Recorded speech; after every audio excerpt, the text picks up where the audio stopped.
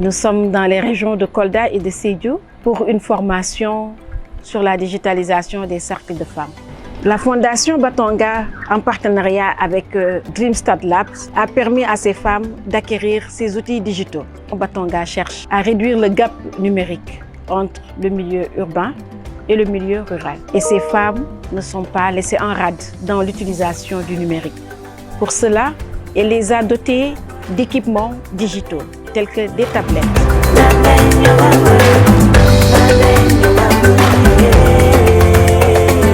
Cette application qui s'appelle DreamSave, c'est une application très efficace. Elle nous permet de faire le suivi à distance. Les partenaires qui sont à Dakar peuvent faire le suivi avec les cercles qui sont à Kumbakara ou bien des cercles qui sont dans le Ndorna. Hande ko rési me waɗano utiliser no ni rési so ɓuuɓa walla o yakko donc min perda données ji amen ɗi kono kanta application mom mais wawata perdre données ji amen ɗi ɓuri hen welde application o par ce que ko kalis men gollirta ni e si ari ha kala ko nattina e tablette he goto fof heɓa hen confiance debbo fo anda objectif muɗo ko jeli woni versude e kalis e hara ala sikkitiɗo goɗɗo e cercle he digitalisation bi aussi dina permettre que jigéen ñi gën a am courage ci lu ñuy def ndax tey jii ngay denc sa xaalis mu leer na la fii nga ko denc am na sécurité kon da ngay gën a góorgóorlu ci li ngay def. depuis ñande Batonga ari vraiment yimɓe ɓe belti hen jii koye mumen jii kawral par ce que ɗum law alano he rewɓe jooɗo faydani ɗi mbaɗa réunion ji pour affaire kalis te pour projet immoɗo immi yo addana yimɓe ɓe subvention ɗum alano ta a naɓani apport law ɗum alano te hande noon oɗo programme Batonga addani ɗum yimɓe nun to mole musol la nya musol le problème o siyatale bar sembe da birim Batonga nata ayendema sa fenende musolu el haajo be e ka kele mais ni lumina muy la jour de rencontre te canal mbe ka bendi la kele bar sen nata ngi digitalisation ñu mun kamana ko be transparent kele mole otuma be bikole tala ye safero ke mais san be tabeto damma tala yela donel be tout blague tout ya be super ne a be blague fa ba ya enregistrer pour ngarlol be non digitalisation be ko bongo kololi yombala yombal bu ko bololi ban manje jaat hani tonu la ko de sinde yiya pour kambro ko biya ko seka ano sana mangi be jo kan épargne nen bo godi pa jo na lako no goge no molbe Batonga encore remercier la mbe kontonna a down tala nge konton bak parce que ça yen samba daminto ala doron ne wolon. Nous avons formé nos partenaires locaux qui sont sur le terrain, à savoir Casades et Ofadna Forêt. Nous avons également formé les business coachs qui assurent le suivi et le coaching sur le terrain. 50 cercles sont ciblés pour une phase test de cette application. Tout cela a pu se faire grâce au soutien financier de la Fondation Mastercard.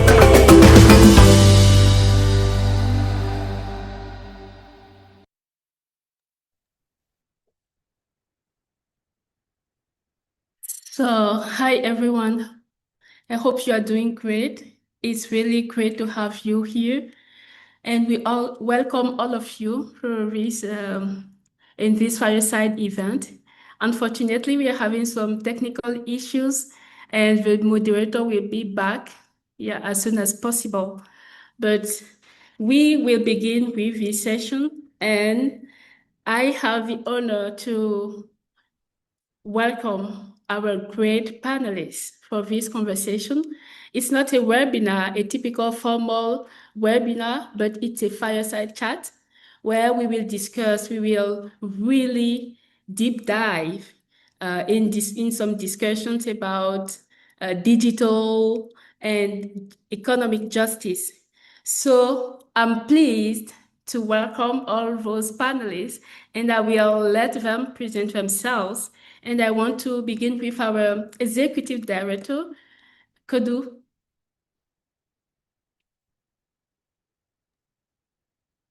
Good morning, good afternoon, good evening, everyone, from wherever you're calling.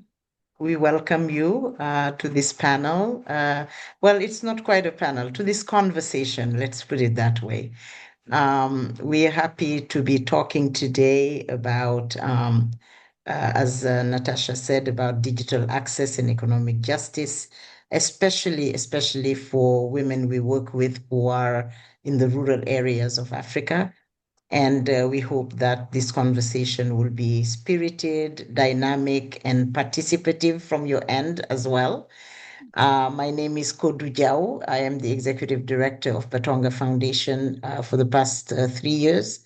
And I am, a specialist in women's issues, gender equality issues, and anything that will keep forward the interest of women on our continent, our dear continent. Call me and I will be there. So thank you for being here, and we look forward to a very engaging discussion. Merci, Natasha. That's awesome, Kodu. Kodu set the tone for this great conversation. And after Kodu, I'm going to give the floor to Grace. Grace, can you present yourself? Yes, hello everyone. Thank you so much for joining this fireside chat. I'm honored and humbled to be able to contribute to this discussion, and I look forward to your comments. My name is Grace Muridi. I am the Director of Customer Success at Dreamstart Labs. I lead a global team that supports organizations across Africa, Asia, and Latin America in digitizing community savings groups with tools like DreamSave.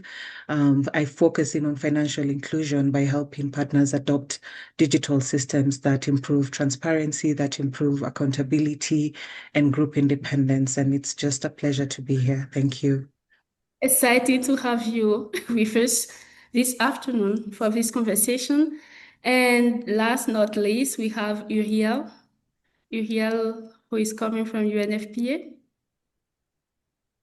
Thanks, Natasha. Hello, everyone. I'm happy to be there. I'm Uriel Noutais from UNFPA, Benin. I am a program manager of the TFGBV, Technology Facilitating Gender-Based Violence in the UNFPA. Yeah, I would like to express my sincere gratitude on behalf of the UNFPA resident representative, Mr. Richmond Timoko, to the Batonga Foundation for organizing this really important event and for kindly inviting the UNFPA to be part of this chat. So I would like to express my sincere gratitude to Dr. Kodo Diao, to Grace Mureti also, and to you, Natasha, for inviting us. Thank you. Awesome. We are really happy to have you among us, and you will really help us to deep dive into safety, digital assets and safety. And my name is Natasha Agbangba. Normally, I should be a panelist, but right now I'm moderating this conversation.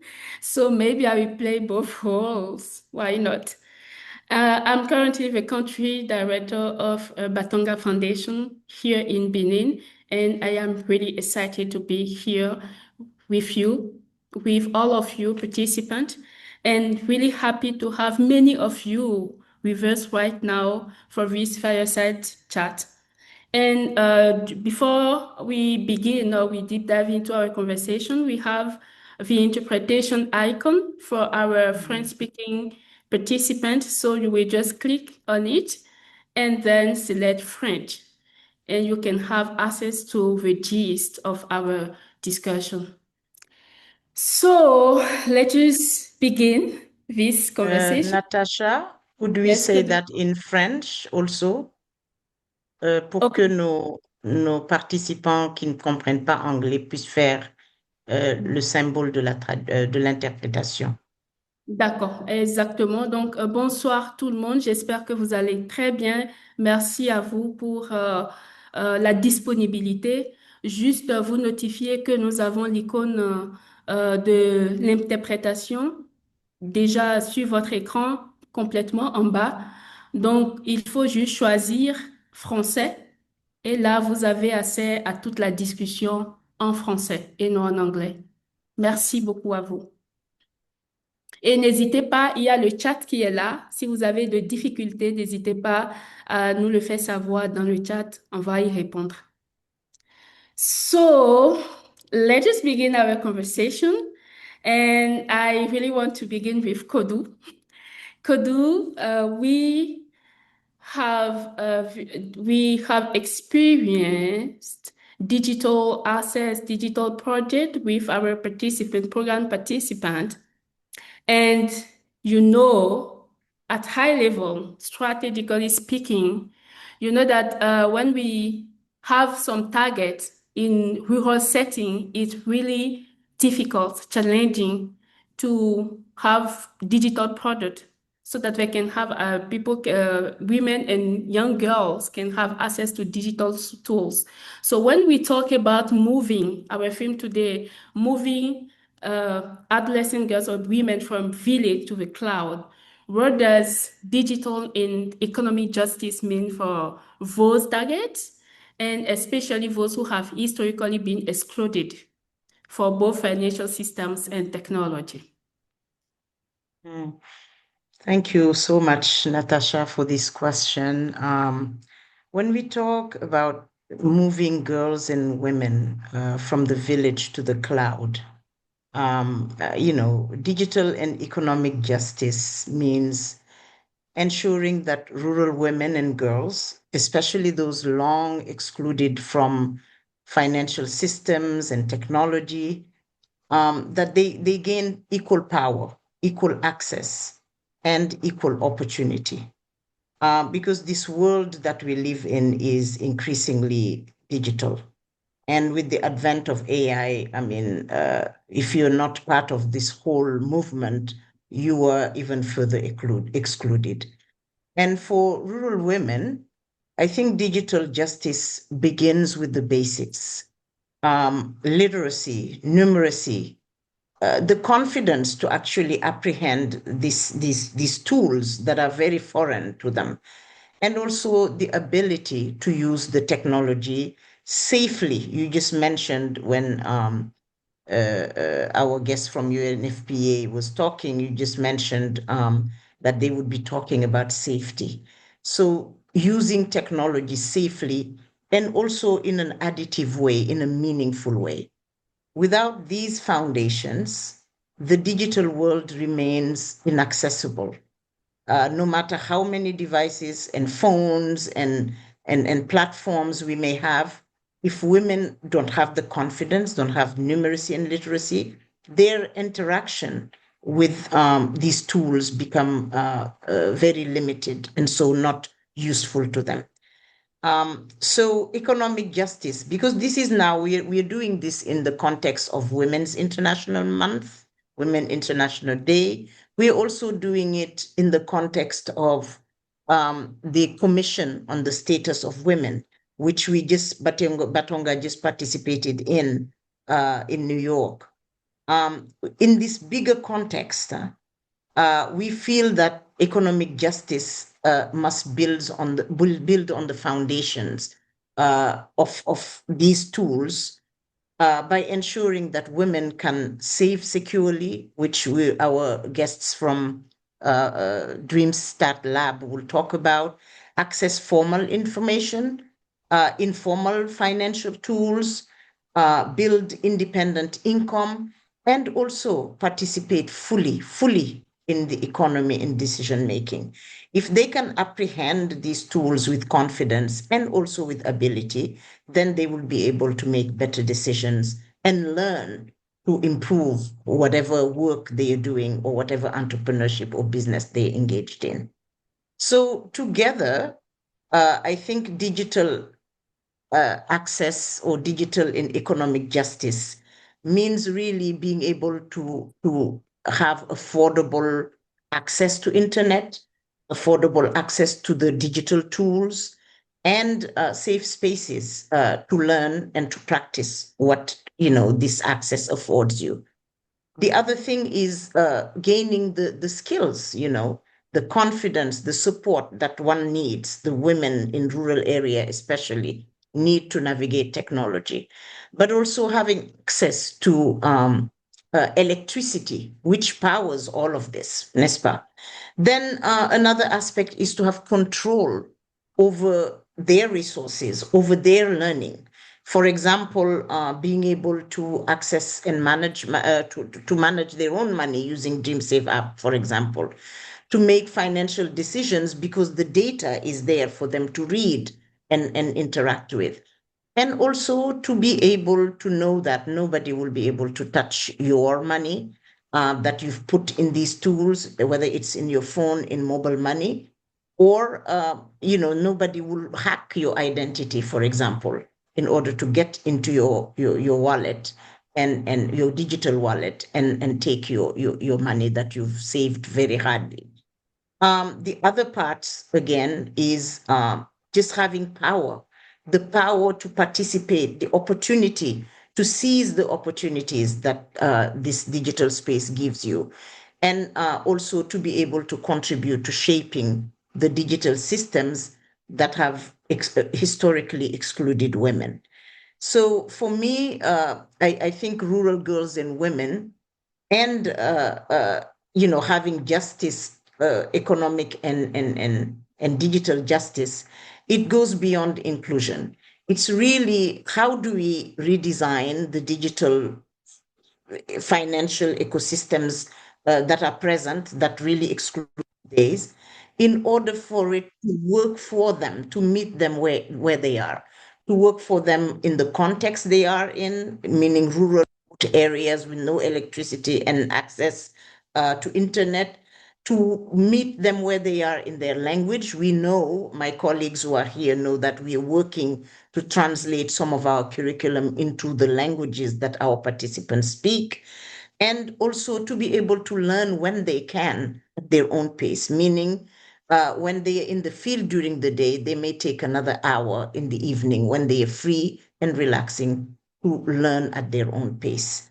So I think if we mix both the digital justice and the economic justice, it's really ensuring that a woman who is in a village can be on the cloud and that it's not something that is foreign and unknown, but it is something that they mobilize to really gain their own dignity, to reinforce their dignity, to seize the opportunities, and to be leaders unto themselves. Let me leave it there for now. I'm sure we'll have the opportunity to discuss further in detail some of these aspects. Thanks, Natasha. Thank you, Kudu, and we are fortunate enough to have Hermione back. So I will leave the floor to Hermione to continue moderating this session. Thank you. Thank you very much, Natasha. Thank you for leading the way as I got kicked out from this interesting discussion. Let us give back to you, Natasha. We heard so interesting things from Dr. Kudu, and we just want to know now, from Batonga's experience, what are the biggest barriers that rural women face when they're trying to access digital tools and financial services? Okay, thank you, Hermione. So Kudu really set the tone and share many thoughts with us when we talk about barriers and rural women and adolescent girls.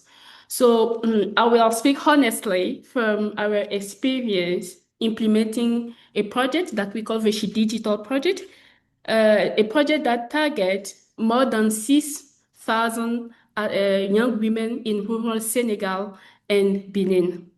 So our starting thought when we were launching this project was to start with digitalization.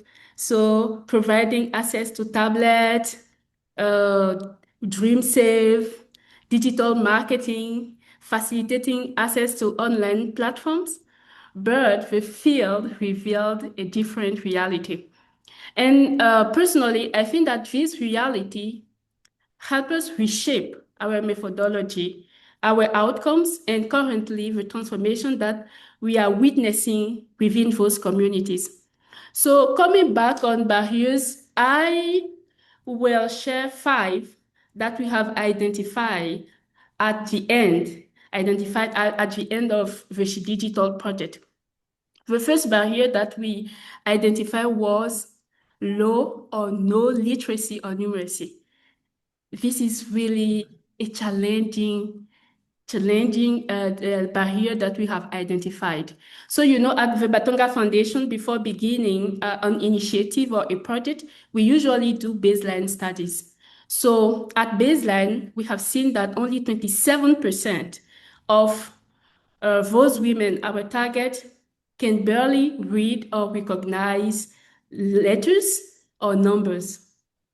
And when we have seen that, we see that the simplest digital action became impossible with these results. And what have we done to overcome this barrier? We, first of all, rebuild our methodology, as I was stating, and then we incorporated numeracy and literacy in our program. And it was amazing how literacy rose from 27% to 85% at the end of the first step of the project. And we can see and we witness women who can boldly, confidently write their name, cite their phone numbers, write their phone numbers, and also enter their PIN code. This was really exciting. The second barrier that quickly I just want to share with you was about the fear of technology. Because our target, we are working in rural settings, and when we come across those women and we ask them that, okay, we want to give you tablets, and we are doing literacy and numeracy, some of them, they have said, no, I've never touched a tablet before, I've never touched an Android phone before, so I don't think that it is possible. And some of them even said, I'm too old to learn new things. And to overcome this challenge, what we have done was simply to create a custom syllabus to simplify learning so that they can really use this syllabus and learn how to read and write. The second thing is to have peer support circles. So some participants support others who have never set foot at school. And the third thing was to use our business coaches and our community facilitators so that they can do the step-by-step coaching. And it was really amazing. We have seen women who, after this, can confidently stand up and write their name. So this is the second barrier. The third barrier that I want to share with you was the lack of safe guided exposure. Lack of safe, because we were talking about safety. And when you work and you want to let rural women and adolescent girls have access to digital tools, they need safe spaces. They need digital tools that can adapt to their pace, to their learning pace. This is really important. If you bring some tools that they cannot relate to, it will be really difficult to have a result. So it was one of the challenges that we overcome by providing safe spaces, by giving them the adapted tools that they need just to evolve. The fourth barrier that I want to share with you, I think that it will be the final, 4 barriers. The final barrier that I want to share with you was the limited access to financial inclusion products. Those women, when we were doing, implementing the project, we have noticed that they didn't have some mobile accounts. So they didn't even have formal ID, in order to open mobile accounts. So we provide with the DreamSave apps, and within the DreamSave apps, We have the Momo Saya. Momo Saya is, in Benin, people can really relate to Momo Saya, but it's like a financial service that MTN created for women in remote areas so that they can open their savings account without setting foot at a bank or in a bank. So we provide with access to the the DreamSave app, mobile money, and also they were able now to really secure their money. You know, when a woman has controls over her money, she controls her options. This is really important, and this is something that we witnessed with those women, and it was really great to have. We have put an initiative in place that we call the Men and Boys Engagement that really help us so that women can secure their money without the risk of having their husband take the money from them. So those are the barriers that I have identified while implementing the She Digital project. And maybe the discussion may help us to deep dive more inside those barriers. Thank you. Thank you very much, Natasha. And I think listening to you, there are a couple of things that I mentioned. And I think the basis of everything have been for me the capacity that the organization has, to adapt to the challenges that you faced on the field, and that is very great on an organizational level to be able to, to go to the field, understand people's needs, and then be able to adapt to their really needs. That is very interesting, and also seeing that you've been able to move from a very low percentage to 85 in very limited time. That is also interesting to know. And we're going to go back to Dr. Kodu, because we want to keep the discussion going, but I know at a strategic level. Dr. Kodu, please let us know from Batonga's perspective, how can digital saving tools and economic initiatives being implemented fundamentally shift the power and are able to, enable rural girls and young women not just to participate in the economy, but also be able to save, invest, and lead in their communities and countries. Thank you, Hermione. I'm thinking that Grace will probably be the better placed to respond to this question, but I'll give a short start by saying that what it gives to women, the digital access and to not only knowledge, but also tools, but also safe, savings mechanisms. It gives to women autonomy. It gives to women the ability to not only have enough and safeguard what they have in terms of money, but to also make decisions on how they want to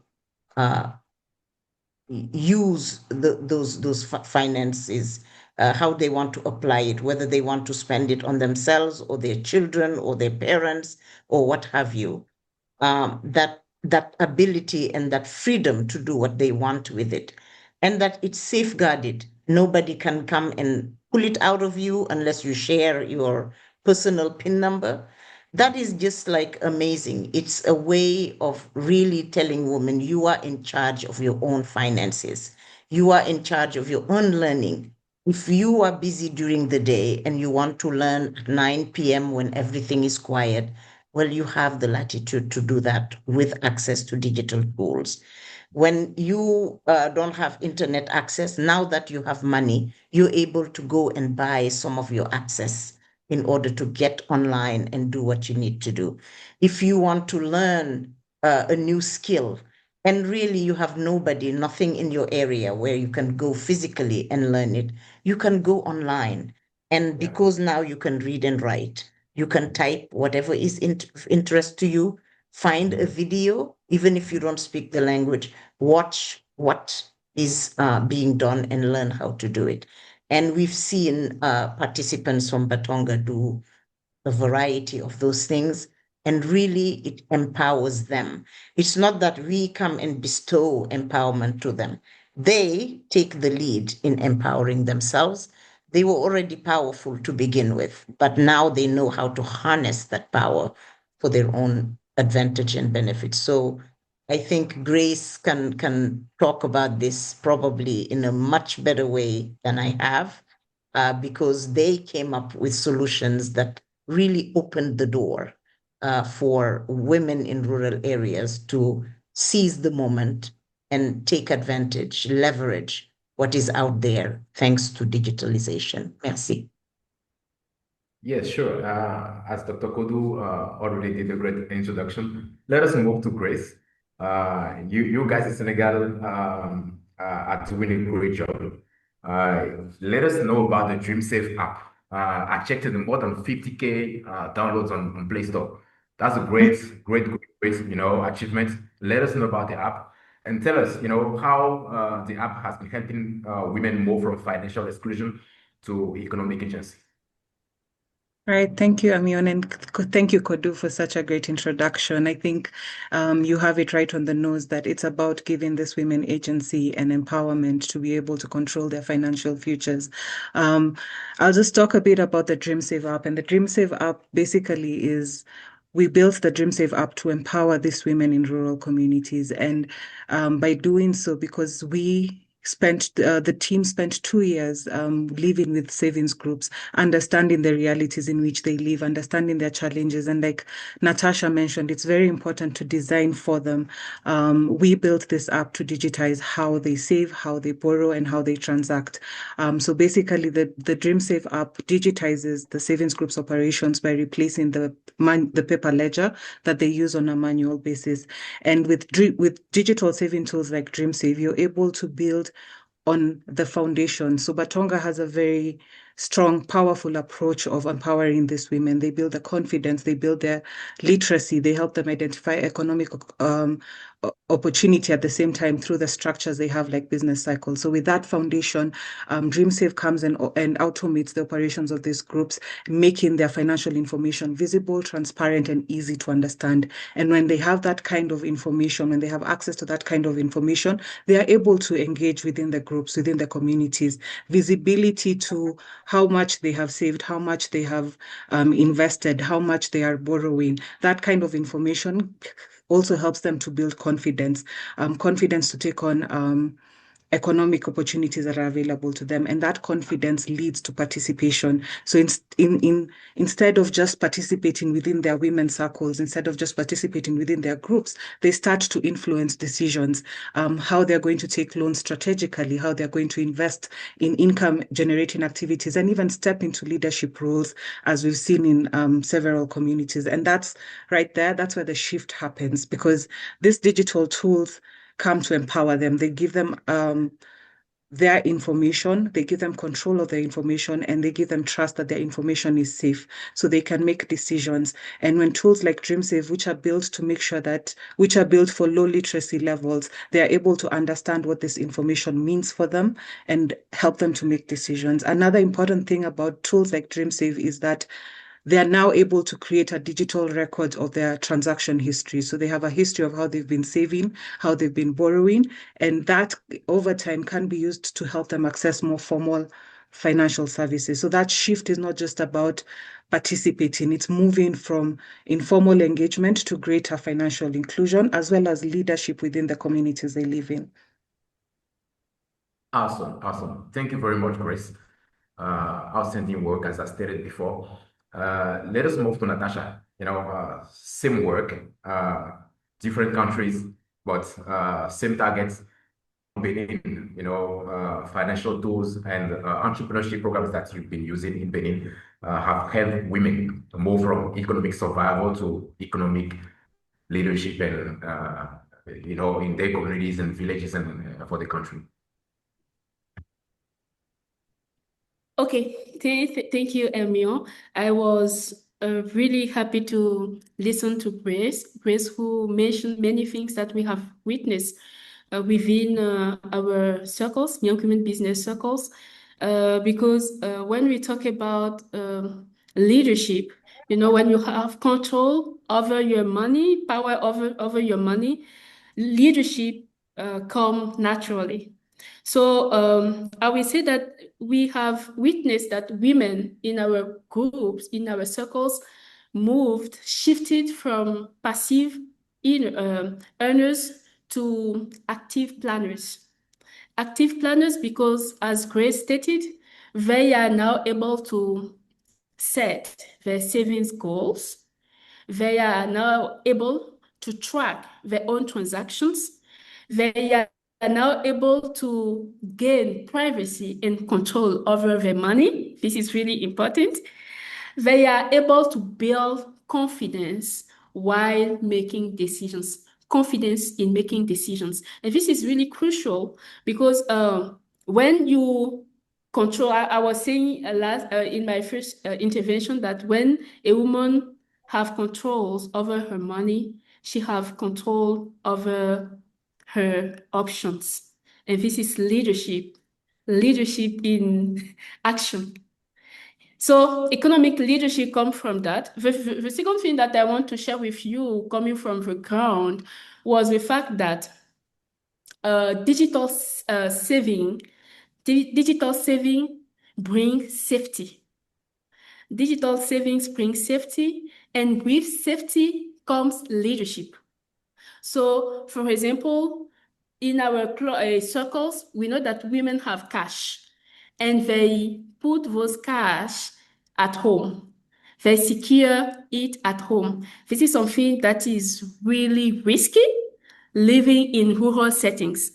The second thing is that while doing all those things, they can reduce pressure from relatives because people will no more have access to their money, and it helps them build their confidence, gain privacy and control over their money. So the safety component that we have within the program was a great issue, and this is also leadership in action.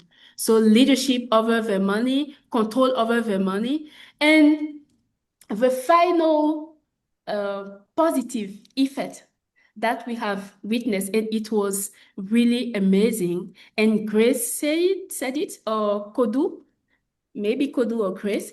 It's the fact that women were able to step in leadership roles.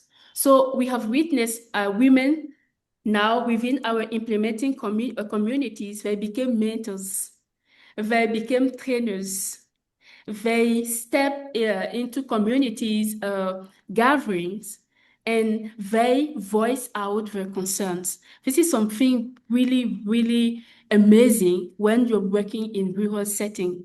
And when you see all those things, you know that women can now lead community. Because I usually take an example. I usually give an example. The example is that we are living in a community where we have social norms and we have patriarchy. And then we have women now who have access to digital tools. Men maybe do not have access to those tools, but women, yes. And when you see women and they have as a this fresh knowledge, when they go back home and see the husband and the husband is struggling, maybe setting his phone, and the woman take the tablet or the phone and say, yeah, I've learned that. 1, 2, 3, done. Yes, exactly. So it was really amazing. So it shifts power. It shifts power. Yeah, from men to women, and this is not what we want. We want equity and equality. So this is something really important to mention when you target rural settings while implementing your program. There is also the negotiation power. Because if you have access to information, they have access to digital tools, so WhatsApp, TikTok. So they have access to information. With those access to information, they can now negotiate, have access to more market and increase their incomes. So those are the things that I will say there. It really increase the leadership skills. And now we have women who boldly will send you some voice notes. Oh yes, and Natasha, can you, yeah, this is what is happening right now in the world. And I usually give this example, hearing the vocal saying that, yeah, I went to TikTok and I've seen this and that. This is something amazing. So yes, in leadership position. Thank you. Thank you very much. This is absolutely marvelous leadership in action. Being able in our communities to empower women and make them really part of the movement, of the development movement. There is no way, we can build, communities development, by excluding, women. And the best way to do it is giving the power to women. And the best way to do it is the way you are doing it, like, building the solution, by including the target. That is very awesome. Love it, love it. But, with more and more solutions that we have, the more we are bringing solutions and the more we are, implementing initiative and, and using technology, to include women, the more we need to think about safety. I think that is just, normal logic. Dr. Uriel, you're working at UNFPA in Benin. As women, gain access to digital tools and platforms, they also face now new forms of technology facilitated gender-based violence. What are the most common risks that they may face online or using those technology tools and resources that they now have access to? Thank you, everyone. Thank you very much for this question. Firstly, it's very important to emphasize that digital safety has become a major issue today.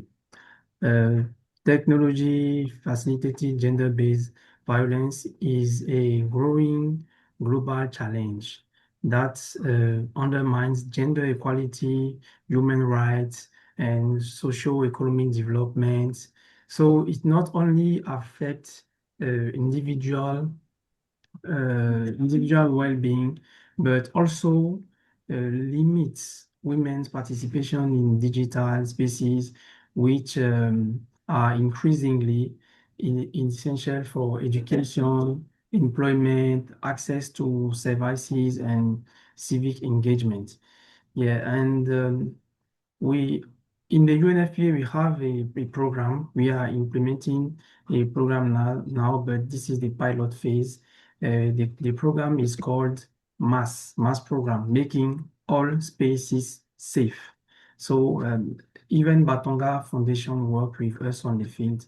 So within the framework of this program, implemented by UNFPA naturally, but supported by the government of Canada, we conduct an exploratory study in collaboration with the MASMA, with the Ministry of Social Affairs, but with the Observatory of the Family and Child under the ministry, the OFE, the DG OFE.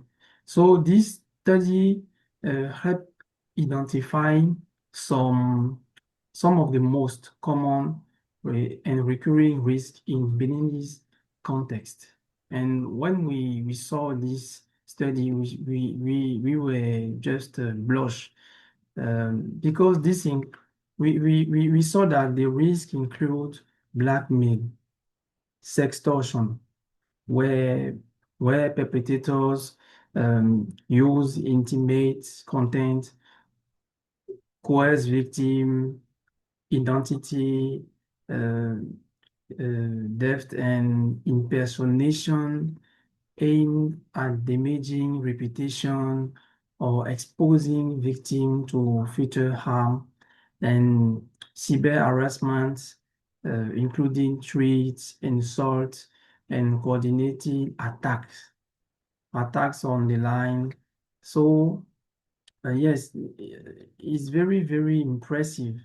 We also observe hacking and unauthorized access to personal accounts, which enables surveillance and manipulation, impersonation, non-consensual sharing of intimate images, which has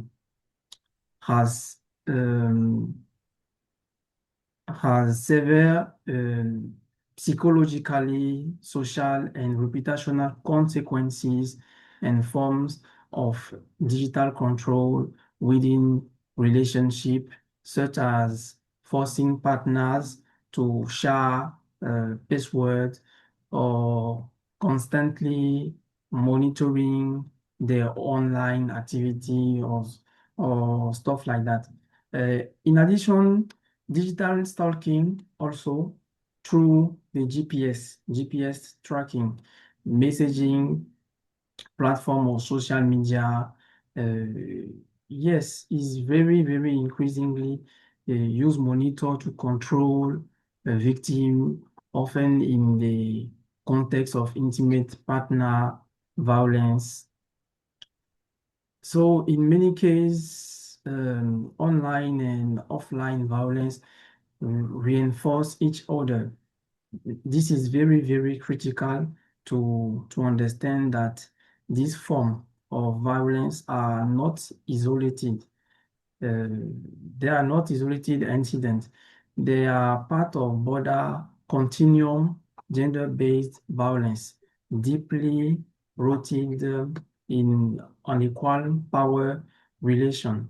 So digital technology often acts as amplifiers, making violence more visible, more rapid, more widespread, and sometimes more difficult to escape due to its permanence in a viral nature. So I just want to add that the UNFPA, in the UNFPA, we develop a tool, a communication tool about the technology facilitated gender-based violence in the economic sphere. So as Kudu mentioned earlier, economic violence is a real issue, especially for women and girls in rural areas. So it was therefore important for us to include this dimension in the project. And as Natasha also pointed out, many women are really not comfortable with technology.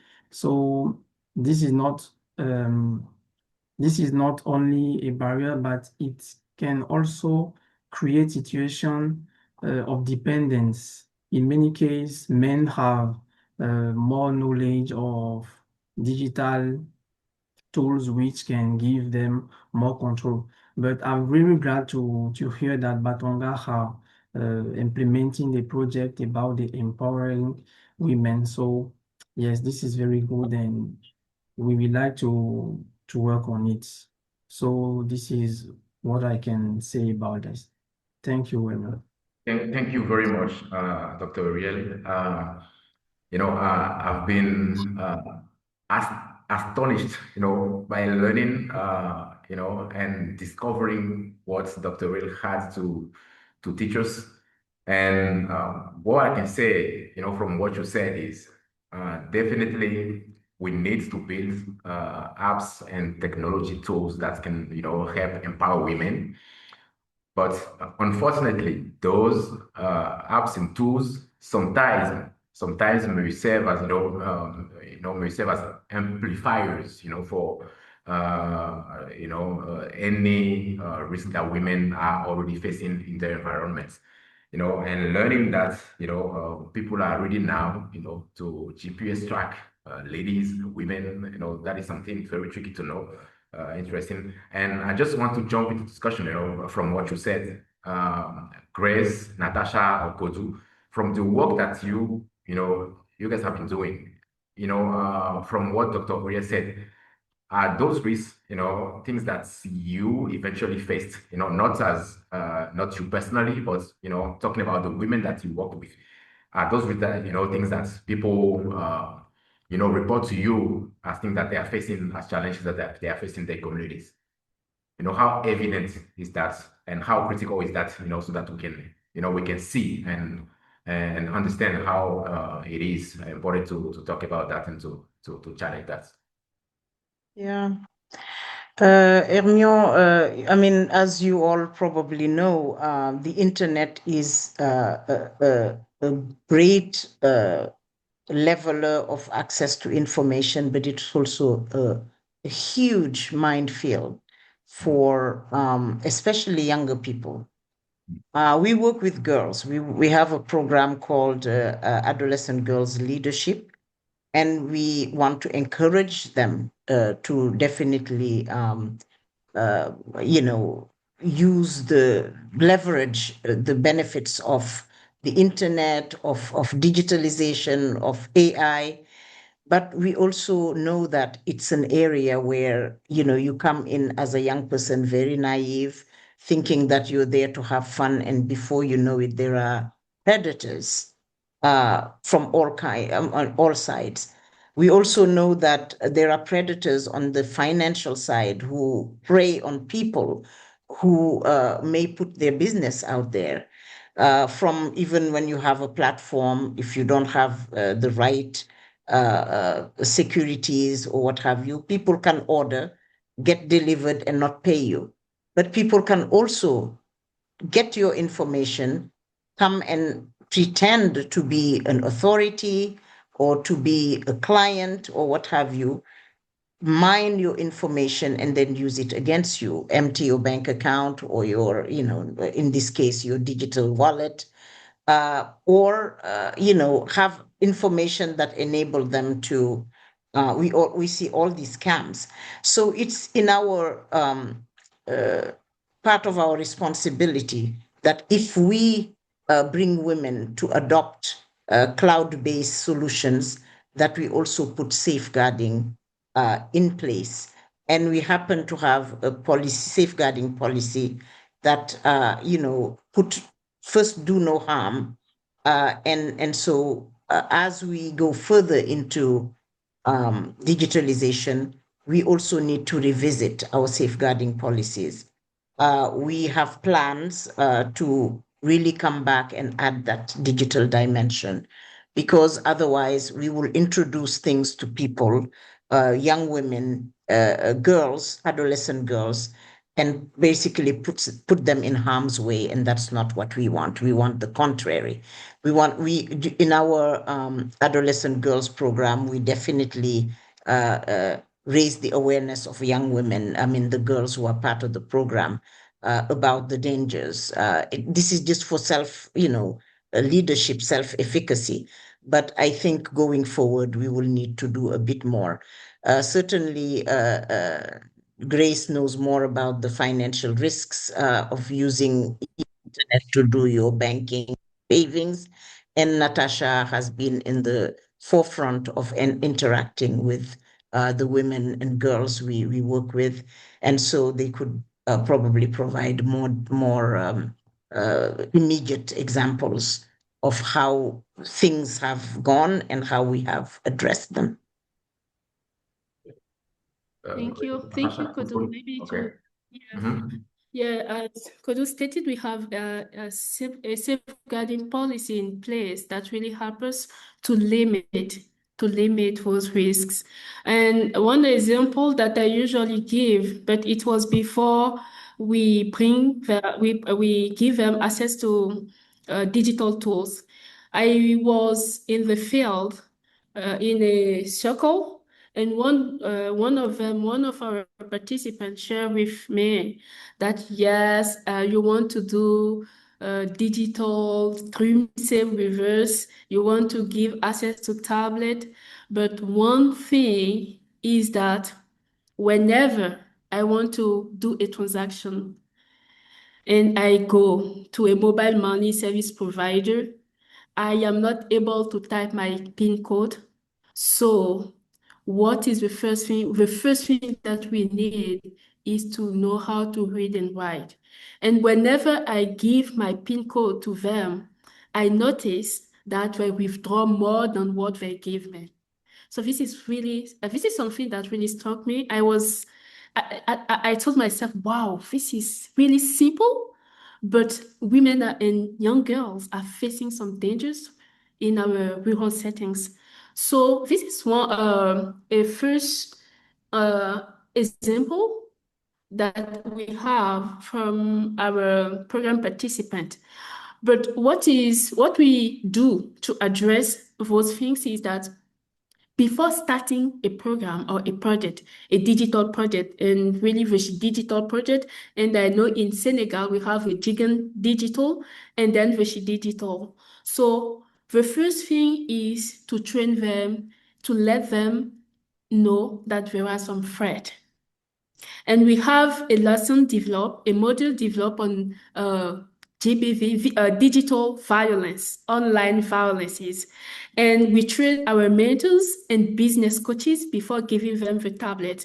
We told them before you give them the tablet, let them know the threat. They should know that whenever there is a threat, whenever they have a PIN code, they should secure this PIN code.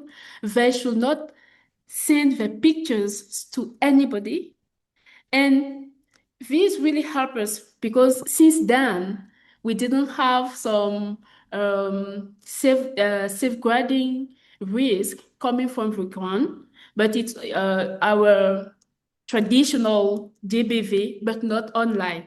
So I can share with program implementators, project implementators, that whenever you have a digital project, the first thing to do is to build the capacity on the threat, digital threat. So maybe Grace will really share more examples with us. Thank you. Thank you. Oh, I can come in. Thank you, Natasha. Sorry, Immune. Natasha, you've shared a really good case study of what threat the women in these areas are exposed to when they start using digital tools. And you'll find the same sort of case studies because in most situations, DreamSafe is a fast point of interaction with a digital tool. And we do face situations where they do not understand what it means to use a digital tool. And I like that your Batonga's safeguarding policy starts by introducing them what this tool does. And even on our DreamSafe and interaction with DreamSafe, we make sure that we have implemented or have screens that explain what is their data and who has access to their data. And that's something that's very important as you implement digital safeguarding policies, to explain to people what their data is, what it means to have data online, and who should have access, and that you have the control to share this data. But you'll also find some laxity. We found, for example, to log into the DreamSafe app, it's like the cashbox system. You need 2 officials and 1 member to sign in using a PIN. And we do find that members often forget what this PIN is, or there is some laxity in that they will share the PIN because they don't think that it has a consequence. And this is something we need to embed into our policies, that your PIN is your personal detail and it should not be able to share it because it gives someone else control over your data. And that's something that we have to insist when we're in the field, that this PIN is personal. Of course, there's ways that technology, as we advance in technology, we can be able to help, especially in low literacy and low numeracy areas. We can be able to kind of help to secure this further. I know as DreamSafe, we are also trying new ways of logging into. So for example, can users use biometrics? Can they have a fingerprint or their face to log in as opposed to a PIN that is consistently forgotten? So this is a real situation. And I think having a 360 approach to it, where both the implementing partner for the economic initiative, as well as the digital implementation partner, are aware that these groups need to know what it means to be online, what information belongs to them, and that they have the right to give permission to other people to give, and how they give that permission. So I think that is a very important conversation to have with these groups. Thank you very much. Thank you very much for all the contributions. I just wanted to let everyone know we are 80, almost 77 in the room. Please keep the participation going on, and you can add your questions in the chat room. In case you have questions for our panelists, please add them in the chat room. You may ask your question in French or in English. We have the live interpretation going on for people, joining us from Francophone countries. So if you have questions for the panelists, please go ahead and ask the questions, and I'll make sure that the questions go to them. The questions go to them. Thank you very much. And I just wanted also to, to let our people know this is a great discussion, and we are also learning lessons. And from what Natasha said and from what Grace said, I just wanted to point something out. Whenever you guys program implementators in the field are working, and when you are working in the field of digital tools for women, please always start with capacity building, on digital threats, so that women know exactly what digital threats are, where they are, how they can recognize them, how they can make sure that they are able to, to challenge and face them. Always start with that. And also very interesting to know that you're working on, you have a safeguarding policy that you use for your program. Let us move now to Dr. Uriel.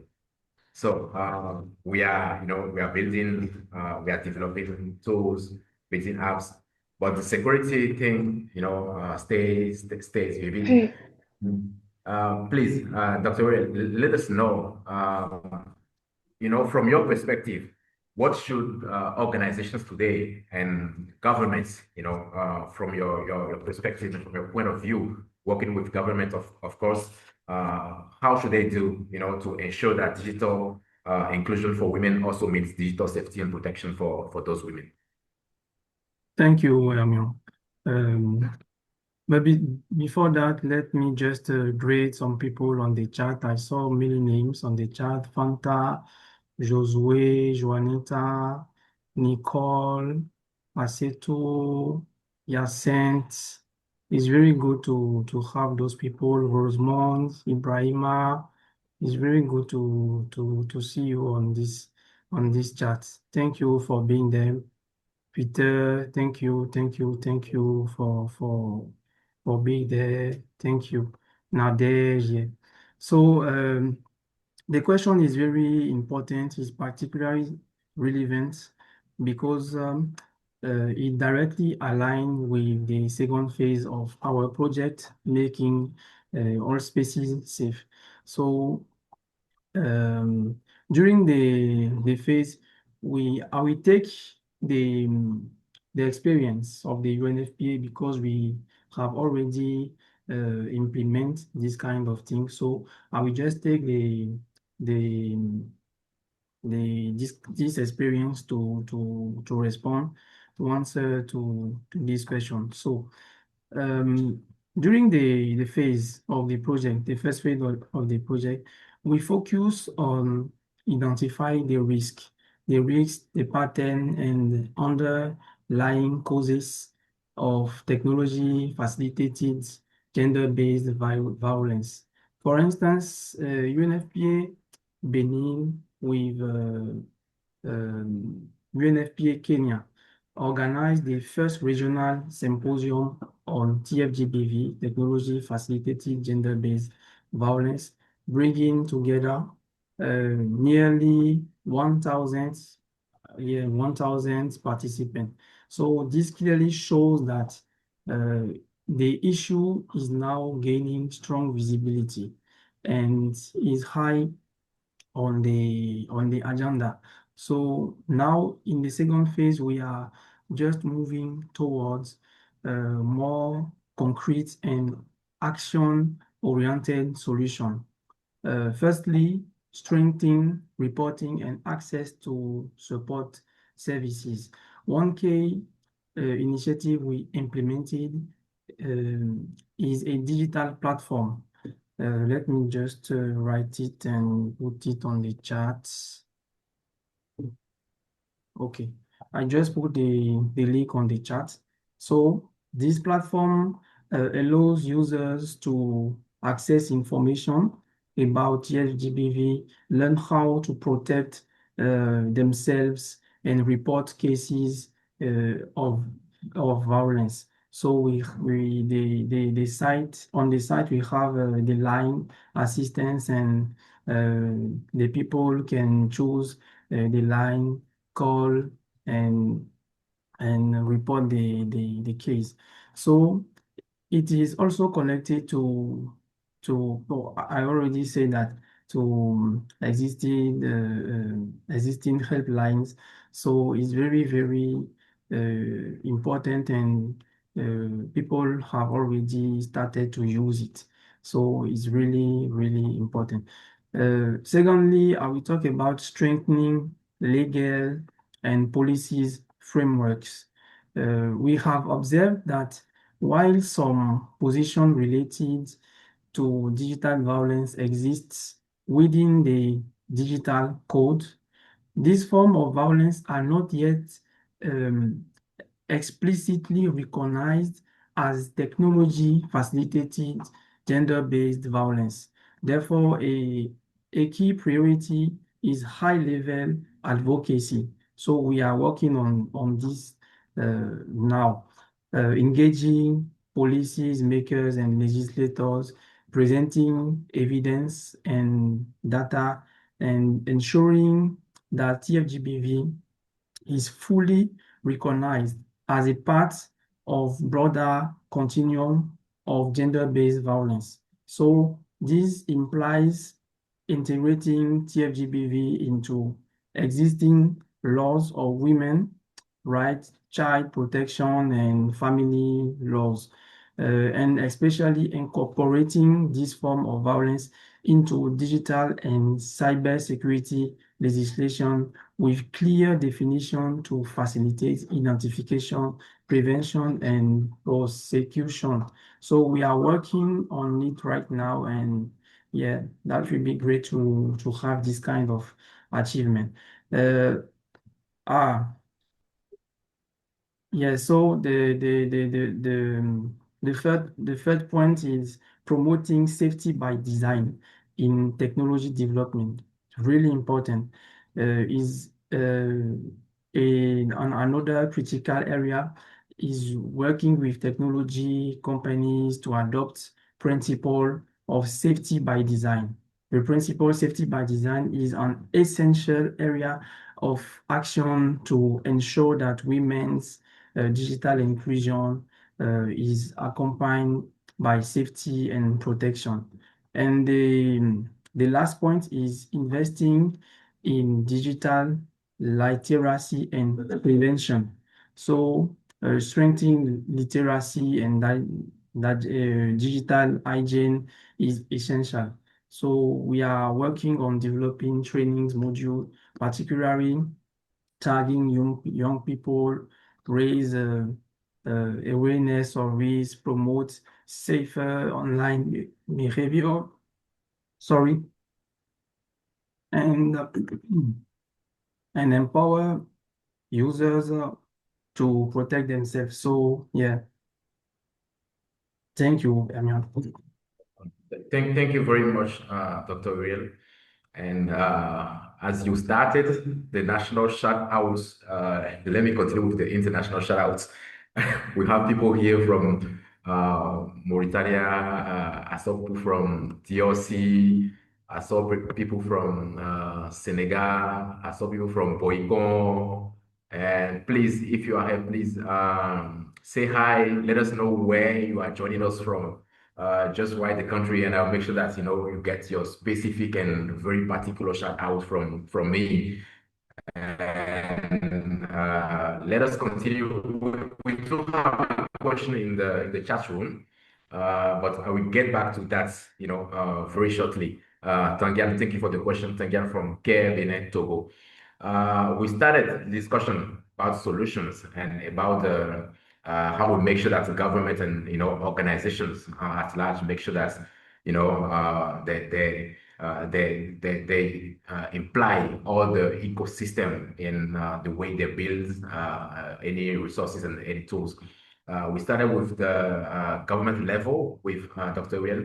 Grace, you're going to join the discussion at this point and let us know, from your perspective, talking about the technology companies, how can we make sure that when they are designing financial tools for rural users, they make sure that with low connectivity, and that question is connected with Tangian's question, how to make sure that that works and that really serve our women on the ground. Thank you, Mion. If I understand the question is how us as technology companies should be designing tools for these women in areas with low connectivity. And I think the starting point has to be context, and you've just mentioned what that context is. But largely, we need to stop designing for users and we need to start designing with them. And when I say this, I mean we really need to understand how they live, how they interact, and how they manage money. And for that specific context, when it comes to low connectivity, I think that tech companies should focus on building tools that can operate completely offline, give these groups the option to still get the services without requiring an internet connection when running the app. I think that's something that needs to be done. So even with DreamSave, you can operate it completely offline. You do not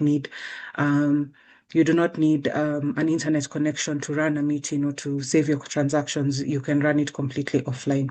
When it comes to the context of low literacy levels, I think keeping our interface is simple and intuitive.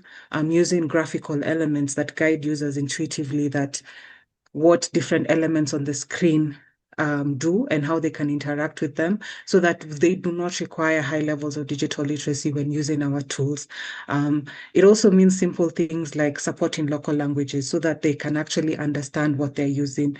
I think that if we have a chance, we can also explore what AI can do for us in the future in supporting low literacy. We can look into things like user-assisted support such that it is more immediate than reaching out or calling someone to understand why you're stuck in a specific place. It can even look like voice-driven user interfaces, so you don't exactly need to know how to read to be able to use apps. So those are some of the ideas that I think tech companies should be looking into. But even beyond the tool itself, I think as tech companies, we need to understand how these women and these girls, how do they learn?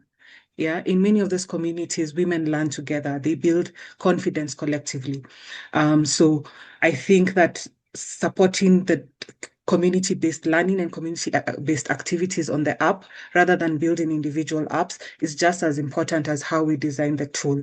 And also giving them shared access. They will share this tablet. If you promote tools that are to individuals, then you are actually pushing them to have individual devices which they may not afford. So design for knowing that in these communities, shared devices is a reality and devices are not personal. So I think, and while you build in that kind of context where they're sharing these devices, maintain their safety, maintain their security, and so that they can trust to use the app. I think ultimately, the goal is not to build the most advanced tools when we're building for this context. It's building something that people can understand, they can trust, and they can actually use. I think, yeah, and that can only happen if we're listening to these users, if we're listening to these women, to these girls, but also we are continuing to adapt our technology based on what we are learning and hearing back from them. Awesome. Thank you very much. Natasha, I don't want if you want to, to jump quickly in the discussion from the faith in Benin. Do our women also use, the same app here? What are the feedbacks that you get from them in terms of challenges, maybe on the electricity, challenges or even the connectivity? How do you tackle that? Yeah, thank you. Grace shares some great insight, and hopefully that our service providers can really take this in, put this in action so that we have some user-friendly tools for our target. Coming back to your question, Emil, I will speak for both for Senegal and Benin. I know that in Senegal, we have a power bank, for example, to charge the tablet. So women groups, whenever we give them tablet, we give them also access to a power bank so that they can recharge the tablet.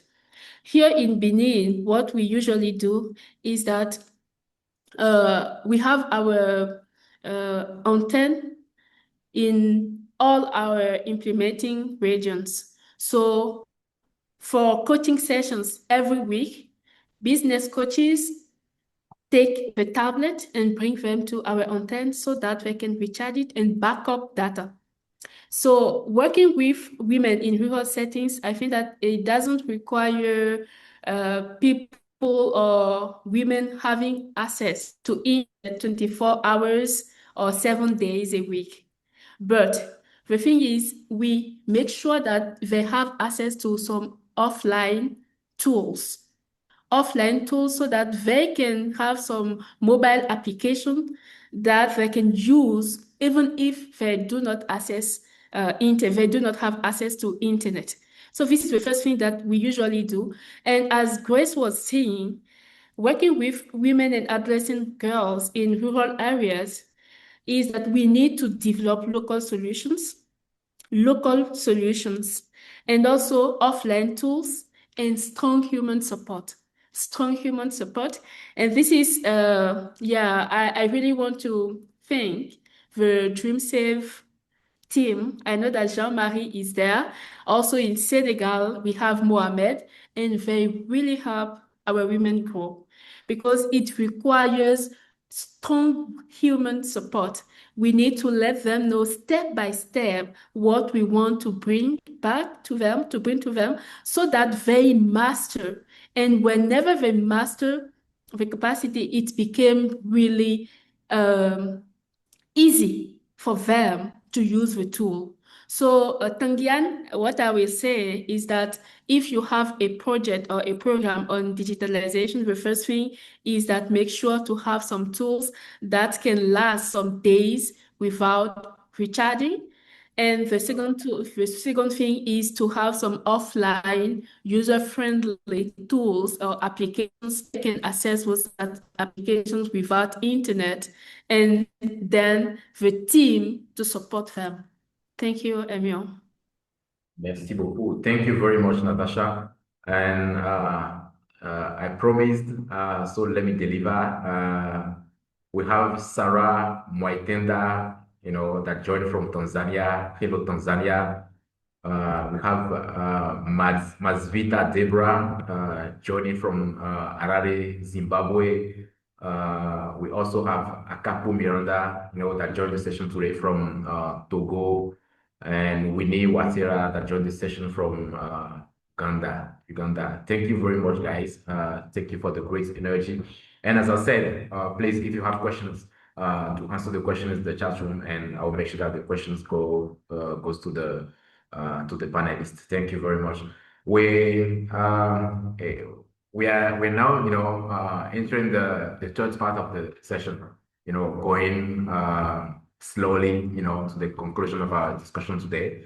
And we started with strategy. We went through tools. We talked about how we make sure now that government organization build apps that are sustainable and really help women. And everything starts with strategy and closes with strategy. So let me get back to Dr. Kodu, and Dr. Kodu, we have as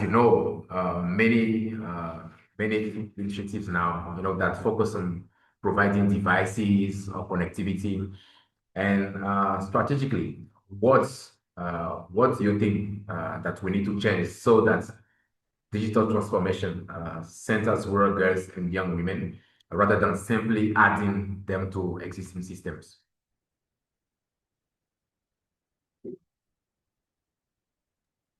Merci, Hermione.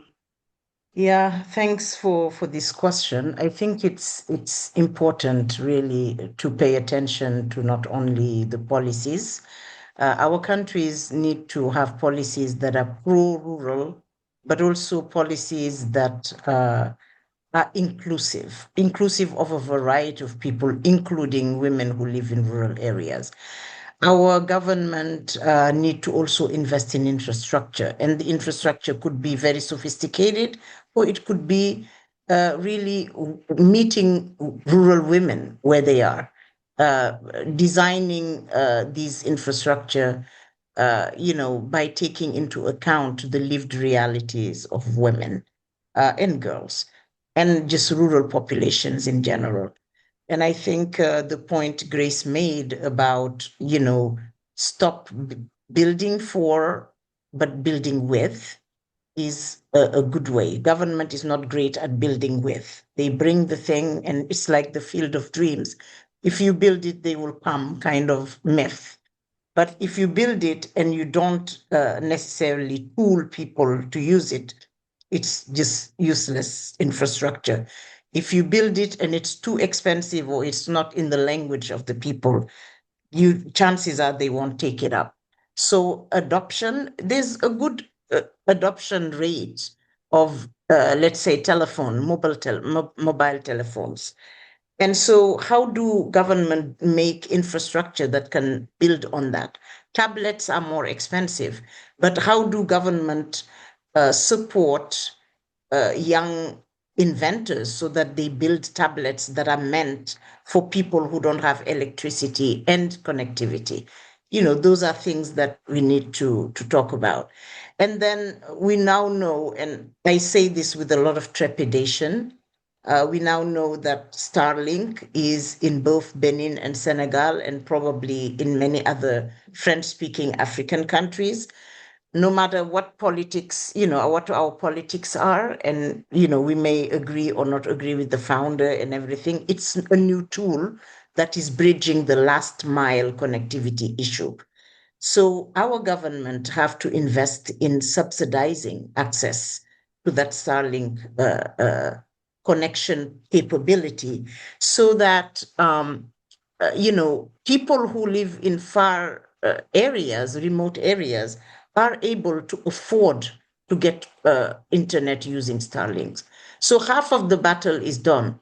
The other half is about finding ways that ensure that women who are, for example, in programs that we are developing and do with them, really can access internet at the pace and rate and whatever, they need. So the policy part, the investment, there are investments that need to be made. That means Ministry of Finance and Budget have to budget for it when they go every year to Parliament to submit their budget. They can't make it an afterthought. So having gender responsive budgeting is very important. And in that, having a layer or an amount dedicated to solving these issues. Nowadays, they don't cost as much. And so we also have, as Batonga, as DreamSave, as UNFPA, we have the responsibility to go advocate for that, so that they don't forget. If we don't tell them, it's not their priority. They have 200 million, competing priorities, but it's up to us to go and say, please don't forget this in the budget, so that later on it is a project that is for physical infrastructure or for the types of investment or for subsidies, so that it really becomes a reality, n'est-ce pas? So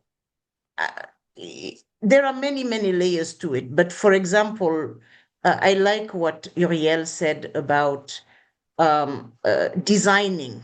Designing from the beginning, you include those really specific needs of people in the design. You don't wait and make it an afterthought. I forgot the nice way you put it, Uriel, but I think it's a quotation that I would like to have because you captured it really, really well. Infrastructure has to also be accessible and safe. Natasha gave the example of Senegal, where we give our participants a charger, a mobile charger, which is great. That's, the first way we found that was easy to implement to really comment dirais-je encore, to really bridge the gap of access to electricity. But, if governments were to make renewable energy in all those villages, and then even if they charge very small amounts for women to be able to access it, then it will solve the problem. Otherwise, if we, let's say, have, a hub somewhere where you can go and charge your phone, but walking to the hub is dangerous because you may be attacked, or it may just take you a long time to do it. In Senegal, we found that they would give the charger to somebody who is on a bicycle, not bicycle, but what do they call them? The electric engine, and that person takes the charger, and sometimes they forget it there, or they go and they just were too busy and they couldn't leave it prior. So it comes back not charged fully. And if it costs you money and transport fee to charge your device, then we need to figure out another way. And I think renewable energy, solar energy, all of those are part of the solution. And it's government or maybe public-private partnerships that can help bridge that gap. In terms of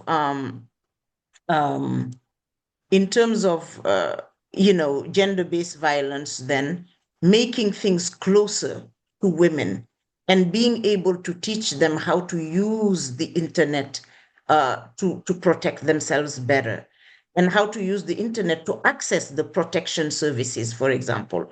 Those are important things that we can do, but we must work with governments for it to happen. And when I say government, it can go from the village government, meaning the representative of the state, like the village chief, to the mayor, to the ministry in the capital. Working with network provider, like the telecom providers, is also another way. And that's where the public-private partnership or the NGO partnership with private sector comes into play. I think we have in DreamStart Lab a very good partner to do maybe a campaign or an advocacy, show, road show, to really go to these big providers to say, you know what, in the countries where we are in, we need access that is either free or highly, highly subsidized or reduced, so that we can empower, do these programs, which in the long run will bring you new clients anyway. So investments have to be at various levels, and trainings are very important. The trainings are not training individuals. It's also training the people who make decisions at the community level, the people who make decisions at the administration, the prefecture, the mayor's office, and then building a coalition around the women that we want to work, we are working with, and whom we want to advance economically, building a coalition of many different types of people, from private sector to government to NGOs to UN agencies like UNFPA. Really make sure that a lot of these issues are tackled by each of the partners. One NGO cannot do it all. One private provider cannot do it all.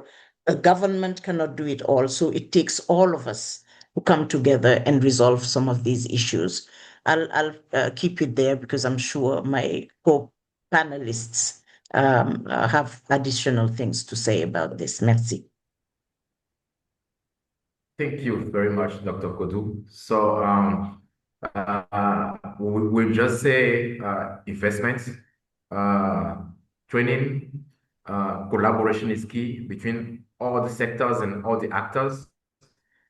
making sure that decision makers are included at all levels, national level, prefecture, mairie, even going to the village and communities, small communities, and building that great coalition, around women, so that, any decision and any project that is implemented, moves and brings the impact that we are looking for.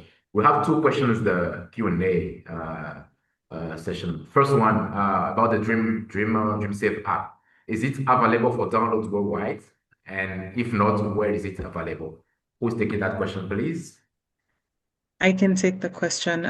Yes, so the DreamSave app is available in multiple countries. We are available in 37 countries as of today, and it is available on the Play Store, so anybody can download it. I'll share the link to it in the chat so everybody can see which countries we're available in.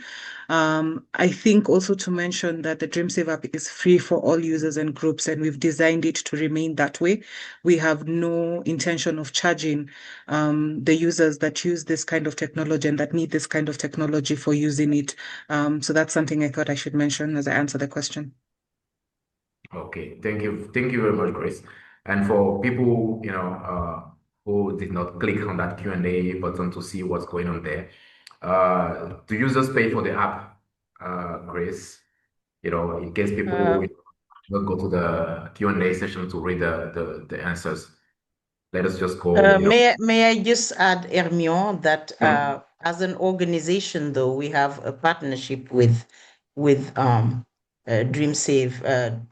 Labs, and there are some fees that are being paid so that a group of organizations can use it. I don't want to grace some of the people living here. I saw Monsieur Sahi talking about interest in using it, that it's totally free. There are some things that you pay for that ensures the back end. And so it's important that people know that. Thank you very much, Doctor. Thank you, Kaduri. So someone asked about the link that Dr. Uriel wanted to share. I think the link has been shared in the webinar chat. So just go there and I think you'll see the link. Thank you everyone for all the questions, for your participation. So last question, but not least, we have, I think, last question. Taking into account, if we consider the ground realities, limited access to technology and low digital literacy, what priority and actionable measure would you recommend to improve rural women's access to digital tools and financial services? Yeah, Hermione, maybe yes. I will. You want to take that? Okay, thank you very much. Yeah. I think we can consider the realities on the ground. Limited access to technology, low levels of digital literacy, and strong social cultural constraints. So it becomes clear that the challenge is not only technological, but also economic and structural.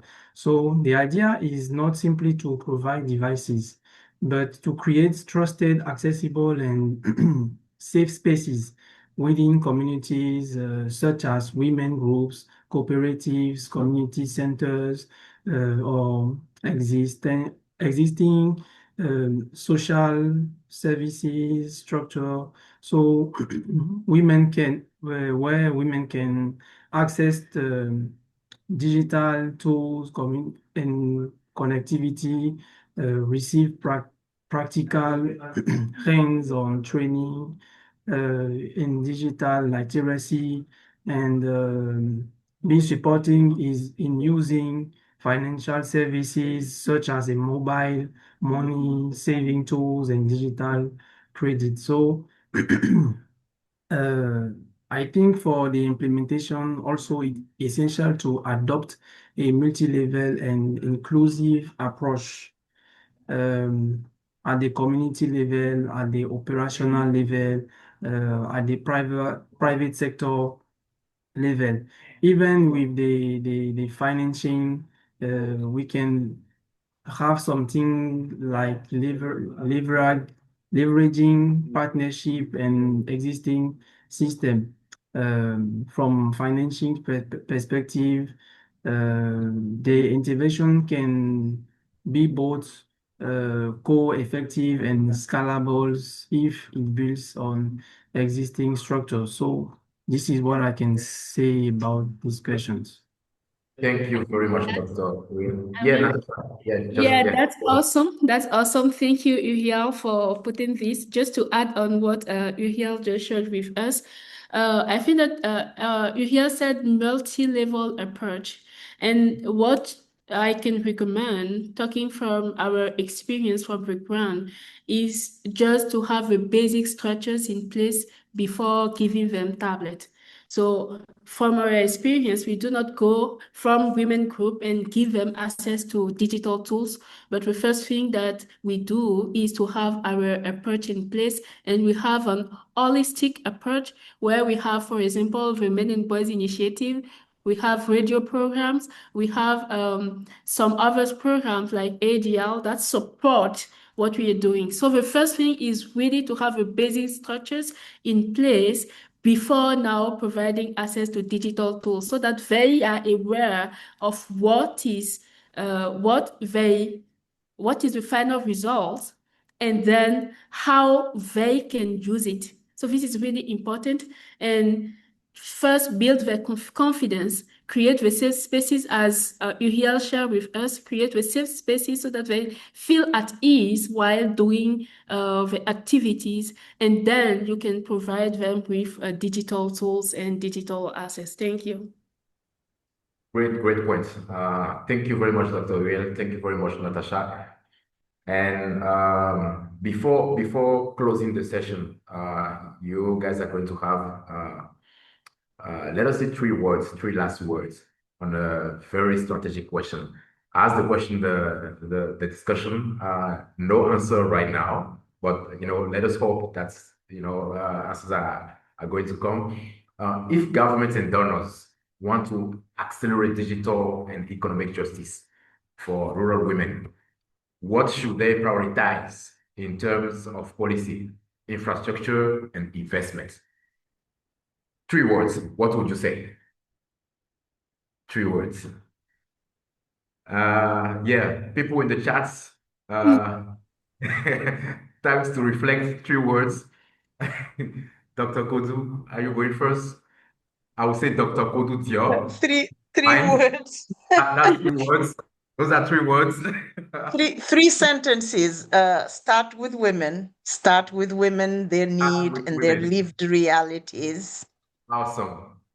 Invest in both infrastructure and training, and make sure that whatever solutions you have are linked to the specific context you are in. Merci. Thank you very much, Dr. Kodu. Grace? I think I'll very much echo Dr. Kodu, because 3 words is impossible, but also echo her sentiments. Before we move the village to the cloud has to reach the village. So give them access. That would be one. The second one would be find a way to partner as stakeholders in this industry, to advocate for these groups and get government to formalize and recognize that they can contribute to the financial ecosystem. We have the data, we have the experiences, we can do this. And then I think third, we need to move beyond investing in access alone and start investing in adoption, how they learn and use these tools. I think those would be my 3 sentences. Awesome. Thank you very much, Grace. Uriel, if you're not ready, I think Natasha will go and then Uriel will come. 3 words or 3 sentences. 3 words or 3 sentences, very difficult. But I think we need to have a strategy. We need to focus. I will not say 3, let me say four Okay. pillar of actions. First of all, technology, responsibility, safety by design. Secondly, legal and policy framework, recognition and integration of technology facilitated gender-based violence. Thirdly, support and reporting, secure access to services. And the final one, user empowerment with education and prevention. Thanks. Thank you very much, Ariel. Natasha? Yeah, it's really difficult to to say something after our panelists, and what I will just want to raise as a recommendation. Maybe the first thing is to recognize to recognize literacy and numeracy as core digital right. This is the first thing. The second one is to provide access to locally device in rural settings so that it will be really easy for women and girls from rural settings to use those devices. And the third one is the rural and financial ecosystem infrastructure in place so that they can really generate more incomes. Thank you. Thank you very much. Thank you, everyone. Merci beaucoup, Marie-Odile, Gloria Christa, Wedifo, Fanta Balde, Aminetou Sidi, Lamine Diassi. Thank you, guys. Thank you for the energy that you brought throughout the session. That was very interesting and very great. We hope for the next one, and we'll be waiting for that occasion. From Dr. Kodu and from Natasha and from you guys. Thank you for the incredible panelists that we've had today. Share your insights, in a very friendly way. Thank you to everyone who joined us today. It is clear now, and I want to close this session with the three words that Dr. Kodu Dio said, before going with the long sentence and with the three sentences, today we bring the village to the cloud, the cloud to the village, but we always start with women. So today, that's the promise that we are making.